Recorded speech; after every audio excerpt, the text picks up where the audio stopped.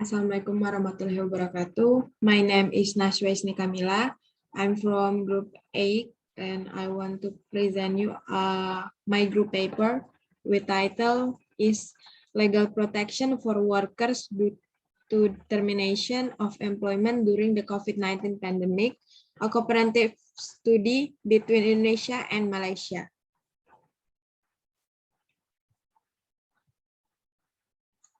The COVID-19 pandemic has affected health, economic, and even education in the world. The virus spreads rapidly and attacks public health, resulting in many casualties, and this greatly affects people activities. Restriction on space for community activities has caused economic downturn in many countries, including Indonesia and Malaysia, as many people need normal activities to work. The long-term lockdown was held to limit people's activities, and the impact on the economy was getting worse. And next is legal protection for workers who have been laid off due to the COVID-19 pandemic in Malaysia's side. Malaysia is also one of the countries throughout the world that has experienced a major COVID-19 outbreak among its citizens. This led to a long period of lockdown throughout the country. Due to lockdown being imposed by the government to contain the deadly disease outbreak, Malaysia and its people have experienced reduction in their income due to the restriction of movement. It also affects the business and their profit. Because of that, many employees in various business and sectors have been dismissed. With the closing and downsizing of enterprise, the COVID-19 pandemic has resulted in huge layoffs, resentments, and dismissal of people across all sectors of employment locally.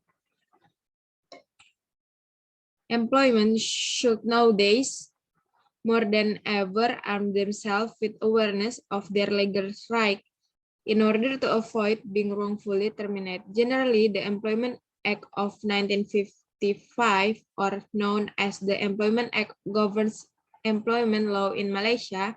Employees are entitled to certain minimum benefits under the Employment Act. Employees whose monthly income does not exceed 2,000 ringgit Malaysia are covered by the Employment Act, whilst others are classified as non-employment Act employees and are subject to the condition of their employment contract. Even for EA employees, most firms still utilize the Employment Act benefit as a guideline. However, in COVID-19 situation, employers also have a hard time managing their business and people working under him due to liability and reduction of profit. This forced them to restructure their business in order to avoid bankruptcy and operating costs. Therefore, the reorganization of business would have resulted in the ransomment of employees. The situation seems so unstable due to our current pandemic situation. So, what is meant by the retrenchment generally is the discharge of surplus labor or staff by the employer for any cause other than as punishment administered by way of disciplinary action. Next is, therefore, the exercise of retrenchment must be followed by 5 legal principles in order to make sure there are no one strikes either employer or employee has been wrong in this situation. First of all, there must be redundancy, otherwise known as required manpower. This can be used in case of Bayer or MSD in BHDV NG Hong Pao 1999, when the appellate court ruled that it could not be argued that the appellant must provide strong evidence to redundancy to the court. And the second is One is employer's guideline for retrenchment. There is an agreement between the Minister of Human Resources and the Malaysia Councils of Employers Organization or MCEO about guidelines to employers on retrenchment exercise and their liability to follow the guidelines. In the case of integration service SDN DHD or in liquidation v. Wong Wai Hung 2012, the Court of Appeal had the guideline is not binding status to employer. And the third is retrenchment benefits of employees according to Regulation 6 and Employment Termination and Layoff Benefits Regulation in 1918. Employees whose monthly salary in 2,000 ringgit Malaysia and below and who falls within the purview of the Employment Act 1955 must be entitled to retrenchment benefit, for example, then days wage for every year of employment under a contract of service under a period of 2 years. And the fourth one is the workers that have been retrenched is entitled of payment of contract dues. The last one is the workers have right to challenge the retrenchment in the industrial court. The industrial court is statutory tribunal and established under the industrial court is a statutory tribunal established under the Industrial Relation Act 1967 that is charged with examining the effects of circumstance of each broke before it in order to determine whether an employer dismissal or including retrenchment was made in good faith for genuine reasons with just cause and excuse and free any unfair labor practice. Okay, now we're going to Indonesian side. Employment law clearly provide protection and social justice for workers who are the main actors in employment. However, there are often social injustice against workers, one of which is the occurrence of termination of employment or in others words called layoffs. Layoffs, according to Article 1, number 25 of Law number 13 of 2003, hereinafter a brain fate as UUK is the termination of the employment relationship due to certain matter which result in the termination of the rights and obligation between the worker or laborer and the entrepreneur. Basically, layoffs have a hard impact on the financial condition of workers and their families because these workers lose their livelihoods and sources income. The impact of the COVID-19 pandemic has caused most entrepreneurs to have to stop to reduce their business activities. This has implication of reducing workers in every company and forcing workers to work from home, or even not working at all. With difficult conditions like this experienced by employers, layoffs are the last option taken by employers based on various considerations. Will be burdensome for both parties, but their rights obligation must be implemented. Basically, layoff can be done by employers.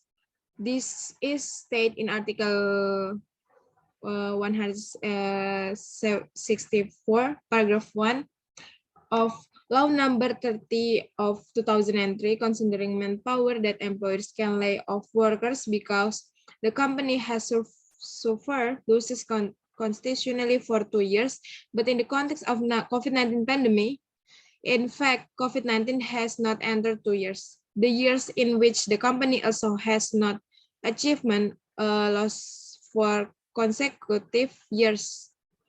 To prevent layoff from having a negative impact on parties in the employment relationship, the role of the government as a third party has the duty to carry out the supervision, which must be realized in the form of protection for workers by issuing various regulatory production legislation to protect workers or laborers during the COVID-19 pandemic. The legal protection of labor law as regulated in Law number 30 of 2003 aims to ensure an harmonious working relationship between workers of laborers and employers without any pressure from the strong party to weak party. The law determines the interest of society that can be upgraded to legal rights and can be fully enforced. Regarding legal protection exists as an illustration of the function of the law itself, that is provide justice, certainty, benefit, and peace. The next is the government issues several policies related to legal protection of workers, including first is issue of the pre-employment card program. This pre-employment card program aims to develop the competence of the workforce, increase productivity and competitiveness of the workforce. And the second is cash intensive program. This program is implemented to provide temporary income for daily workers who have lost their income due to various social restriction in the midst of the COVID-19 pandemic. The target of this program is for poor, unemployed, and unemployed families. And the third is issuance of police and the protection for workers. The minister and Manpower has issued various policies and programs to protect the safety and rights of workers while maintaining business continuity. And the last is Social Safety Net Program or GPS. The GPS program during the COVID-19 pandemic is a program designed to help the poor who are affected by the COVID-19 pandemic and is implemented through the state of rescue and recovery to return the normal condition. Cash social assistance, where this program provides cash fund to the community in amount 600 rupiah to the community for 3 months. Free electricity, which is free electricity intensive. Electricity is given to workers affected by the COVID-19 pandemic by providing bill waivers, electricity discount, elimination of minimum fees, and elimination of abandonment, and employee salary subsidies, where the subsidy is given to employees registered with BPJS for employment with salary below 5 million. Recipients of the employee salary subsidy will receive assistance of 600 rupiah for 4 months, and the payment will be made in 2 stages every 1.2 million per distribution. Okay, thank you very much. This is for me. Assalamualaikum warahmatullahi wabarakatuh.